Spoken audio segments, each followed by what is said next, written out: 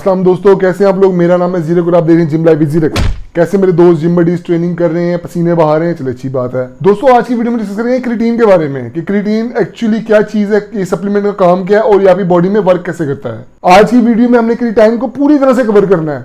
जिनमें छोटे छोटे सवाल होंगे कि क्रिएटिन ये करता है, वो करता है, इसकी डोजेज कितनी लेनी है, कितनी नहीं लेनी, इसके क्या फायदे, इससे क्या नुकसान है, हम सब इस वीडियो में छोटी सी वीडियो में डिस्कस करेंगे। इसलिए आपने पूरी वीडियो देखनी है, एंड तक देखनी है, आपको फायदा होगा। लेकिन वीडियो स्टार्ट करने से पहले एक रिक्वेस्ट है दोस्तों कि मेरे चैनल को सब्सक्राइब कर दे, बेल आइकन दबा दे ताकि मेरी जितनी भी वीडियोस हैं टाइम टू टाइम आपको मिल जाएं। अगर क्रिएटिन को देखा जाए तो जिस तरह आपके बाकी बेसिक सप्लीमेंट्स हैं जो कि प्री वर्कआउट होते हैं, कैसीन पाउडर होता है और पोस्ट वर्कआउट सप्लीमेंट होता है, इसी तरह जो क्रिएटिन है वो भी एक बेसिक सप्लीमेंट ही है। अब बात करते हैं क्रिएटिन की। ये क्रिएटिन बेसिकली किस चिड़िया का नाम है। क्रिएटिन एक ऐसा सब्सटेंस है जो कि ह्यूमन बॉडी भी प्रोड्यूस करती है। एक इंसान का जो लिवर होता है, उसके पैंक्रियाज होता है, उसकी जो किडनी होती है, वो क्रिएटिन को प्रोड्यूस करते हैं। इसके अलावा जो क्रिएटिन होता है वो गोश्त के अंदर भी पाया जाता है और मछली के अंदर भी पाया जाता है। और जो ह्यूमन लिवर होता है और ह्यूमन किडनी होती है वो इसको कन्वर्ट कर देती है आपके क्रिएटिन फास्ट फूड के अंदर, ठीक हो गया, और स्टोर कर देती है इसको मसल के अंदर, जहां पर इसको एनर्जी के तौर पे इस्तेमाल किया जाता है। अब बात करते हैं मेन जो क्रिएटिन होता है और जो प्री वर्कआउट होते हैं, ये बेसिकली एक ही चीज है। ये एक चीज बिल्कुल नहीं है। जो प्री वर्कआउट होता है वो अलग सप्लीमेंट होता है। हाँ, कुछ प्री वर्कआउट्स के अंदर जो होता है क्रिएटिन की थोड़ी सी मिकदार पाई जाती है, ठीक हो गया, लेकिन जो क्रिएटिन सप्लीमेंट होता है उसके अंदर कैफीन बिल्कुल नहीं पाई जाती, क्योंकि जो क्रिएटिन सप्लीमेंट होता है उसका जो मेजर और मेन सब्सटेंस है वो क्रिएटिन ही है। लेकिन जो प्री वर्कआउट होता है उसका जो मेन सब्सटेंस जो होता है वो होता है कैफीन, ठीक हो गया। और आपको पता है जो कैफीन है वो एक नेचुरल केमिकल नहीं है, वो आपकी बॉडी में प्रोड्यूस नहीं होता, वो आपको बाहर से लेना पड़ता है। और जैसे कि मैं आपको बताया जो क्रिएटिन है वो आपकी ह्यूमन बॉडी ही प्रोड्यूस करती है। अब हम बात करते हैं मेन के जो क्रिएटिन होता है इसके फायदे क्या होते हैं, इसके लेने के फायदे क्या हैं। सबसे पहला जो फायदा जो मैंने पहले आपको बताया कि वो एनर्जी, ये आपको एनर्जी प्रोवाइड करता है। दूसरा ये कि ट्रेनिंग के दौरान ये आपको फोकस प्रोवाइड करता है। कैसे? ये आपकी ब्रेन फंक्शन और ब्रेन हेल्थ को भी इंक्रीज कर देता है, इंप्रूव कर देता है। क्रिएटिन जो होता है इसका इस्तेमाल आपकी मसल रिकवरी को भी इंप्रूव कर देता है। तो बाज लोग इसीलिए इसको प्री वर्कआउट के तौर पर भी यूज करते हैं, क्योंकि ये फोकस को बढ़ाता है। और जैसे मैंने आपको बताया है कि ये आपकी मसल रिकवरी को भी इंक्रीज और इंप्रूव कर देता है, इसलिए बाज लोग इसको पोस्ट वर्कआउट के तौर पर भी इस्तेमाल करते हैं। और सबसे बढ़ के सबसे मेन फायदा जो इसका है वो ये है कि ये आपकी स्पोर्ट्स परफॉर्मेंस को, हर किस्म की स्पोर्ट्स परफॉर्मेंस को एनहांस कर देता है। अब हम बात करते हैं कि क्रिएटिन का जो होता है नुकसान, इसके नुकसान क्या है। इसका जो सबसे मेन नुकसान है ना वो ये है कि ये आपको ब्लोटेड कर देगा। ये आपकी बॉडी के अंदर वाटर वेट को बहुत ज्यादा स्टोर कर देगा, ठीक हो गया, जिसकी वजह से बहुत ज्यादा ब्लोटेड और बहुत ज्यादा वाटर गेन कर लेंगे। बहुत ज्यादा नहीं, बहरहाल वाटर गेन कर लेंगे, पफीनेस आपको फील होना स्टार्ट हो जाएगी अपनी स्किन में। और जहरी बात है, जब आपका वाटर गेन होगा, वाटर वेट गेन होगा, तो आपका जो है आपको वैसे भी अपना आप जो होगा वो भारी भारी फील होगा, आपको लगेगा कि आपका वेट गेन भी हो गया। क्रिएटिन के गलत इस्तेमाल या फिर ज्यादा इस्तेमाल की वजह से आपको हाई ब्लड प्रेशर का भी इशू फेस करना पड़ सकता है।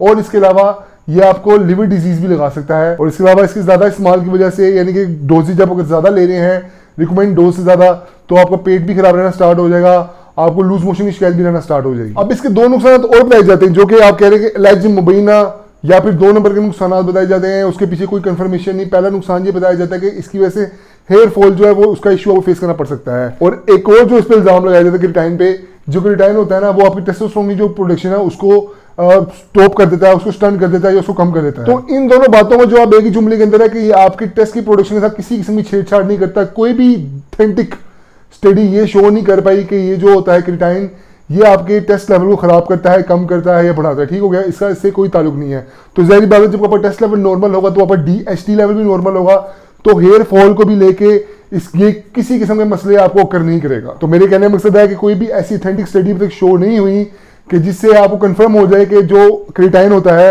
ये आपको हेयर फॉल करता है या फिर आपकी टेस्ट की प्रोडक्शन को स्टंट कर देता है या फिर रोक देता है। अब अपनी मेन चीज की तरफ आते हैं कि भाई क्रिएटिन की डोजेज कितनी लेनी है, ठीक हो गया, पता तो चले, क्योंकि इसकी डोजेज को लेकर बहुत ज्यादा रूमर्स है कि कोई कहता है इतनी लेनी, कोई इतनी लेनी है, कोई 25 ग्राम कहता है मैं एक दिन का ले रहा हूँ, कोई कहता है मैं 5 ग्राम लेता हूँ, ठीक हो गया। तो एक्चुअली हमने लेनी कितनी है? तो जो लोग होते हैं इसको 2 तरीकों से लेते हैं। कुछ लोग इसकी लोडिंग करते हैं, वो जो लोग लोडिंग करते हैं वो एक दिन की इसकी 25 ग्राम जो थी उसकी सर्विंग यूज करते हैं, ठीक हो गया। वैसे सर्विंग बेसिकली आती है 5 से 10 ग्राम की आती है, तो कुछ लोग इसकी 25 ग्राम की एक दिन की जो है क्वांटिटी कंज्यूम करते हैं। लेकिन मेरी पूरी बात सुन लें, जिन्होंने 25 ग्राम ये यूज करना होता है ना वो इसको शॉर्ट टाइम के लिए यूज करते हैं, वो लॉन्ग टर्म यूज नहीं करते, वो इसको 20 से 25 दिन के लिए इस्तेमाल करते हैं, महीने के लिए इस्तेमाल करते हैं, उसके बाद वो इसको ड्रॉप कर देते हैं, ठीक हो गया। अगर उसके बाद इसको ड्रॉप नहीं करेंगे तो उनको नुकसान जो है बहुत ज्यादा फेस करने पड़ेंगे। और जो लोग जो इसकी लोडिंग करते हैं वो इसकी एक दिन की 4 से 5 सर्विंग्स लेते हैं। वो सर्विंग 5 ग्राम की भी हो सकती है, 6 की भी हो सकती है, बस वो अपना 25 से 30 ग्राम जो है अपना क्रिएटिन वो पूरा कर लेते हैं। 4 से 5 सर्विंग्स के अंदर। लेकिन ये जो तरीका है ये लॉन्ग टर्म नहीं चल सकता। अगर वो इसको लॉन्ग टर्म लेके चलेंगे तो उनके ऑर्गन जो है वो जवाब दे जाएंगे। अब मैं बात करता हूँ कि आम बंदे की, मेरे आप जैसा बंदा जो कहता है यार मैंने सारा साल क्रिटाइन यूज करना है, 6 महीने क्रिटाइन यूज करना है, लॉन्ग टर्म लेके चलना है, यानी उसको मेंटेनेंस मेथड पे लेके चलना है, तो एक दिन कितनी डोज लेगा, ठीक हो गया, वो तो 25 ग्राम लेगा तो वो 6 महीने साल के अंदर उड़ जाएगा, ठीक हो गया। तो वो इस्तेमाल करेगा एक दिन का 1 स्कूप, और जो उसका 1 स्कूप आता है वो नॉर्मली होता है 4 से 5 ग्राम का, ठीक हो गया। तो जिस बंदे ने इसको लॉन्ग टर्म लेके चलना है वो एक दिन का 5 से 6 ग्राम या 4 से 6 ग्राम जो है क्रिटाइन वो कंज्यूम करेगा, ट्रेनिंग से पहले या ट्रेनिंग के बाद। ट्रेनिंग से पहले ट्रेनिंग से बाद बड़ा अजीब लगेगा, तो जैसे कि मैंने आपको पहले बताया जो क्रिटाइन है वो आपके एनर्जी लेवल को भी इंक्रीज कर देता है, ठीक हो गया। तो इसलिए प्री वर्कआउट के तौर पे भी यूज किया जा सकता है। और जैसे कि मैंने आपको बताया था ये कि आपकी मसल रिकवरी को भी इंप्रूव कर देता है, तो ये क्रिटाइन जो है एज अ पोस्ट वर्कआउट यानी ट्रेनिंग के बाद भी लिया जा सकता है। और इसकी टाइमिंग क्या होगी, इसको आपने एज सून एज पॉसिबल लेना है, ठीक हो गया, ट्रेनिंग से पहले और ट्रेनिंग से बाद दोनों सूरतों में। अगर आप ट्रेनिंग स्टार्ट करने लगे हैं तो आपने कोशिश करना है ट्रेनिंग स्टार्ट करने से कोई 10 मिनट पहले आपने क्रिटाइन छूट देना है, एक स्कूप उसको पी लेना है।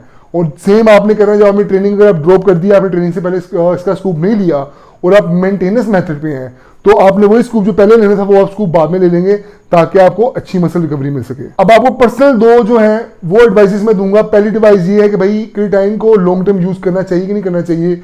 आप इसको मेरे ख्याल से 3 से 4 महीने से ना लेके चलें। 3 से 4 महीने आप क्रिटाइन यूज करें इस मेंटेनेंस डोज में, यानी कि 5 से 6 ग्राम पे। उसके बाद आप इसको ड्रॉप कर दें, 1 आध महीने का रेस्ट ले लें, ठीक हो गया। और दूसरा जो सवाल है वो सवाल उठ के आता है कि भाई हम ड्यूरिंग स्टीरॉयड साइकिल जो है वो क्रिटाइन यूज करेंगे ना करें। तो स्टीरॉयड साइकिल के दरमियान जो है क्रिटाइन यूज करने का तुक नहीं बनता, क्योंकि स्टीरॉयड साइकिल के दौरान तो वैसे ही आपको जो है प्रोटीन सिंथेसिस बहुत ज्यादा इंप्रूव हो जाती है, आपकी मसल रिकवरी बहुत ज्यादा फास्ट हो जाती है। तो इसलिए मेरे हाथ से कोई तुक नहीं बनता कि आप स्टीरॉयड साइकिल के साथ साथ जो है क्रिटाइन भी लेके चलें, इधर से भी अपनी मत मारे और स्टीरॉयड साइड से तो अपने बेड़े तरक्की कर दें। तो दोस्तों मैंने पूरी कोशिश की है आज की वीडियो में कि इस छोटी सी वीडियो के अंदर क्रिटाइन को लेकर जितने मिथ्स या जितने क्वेश्चंस आपके ज़हन में थे उन सबको मैं क्लियर कर दूं।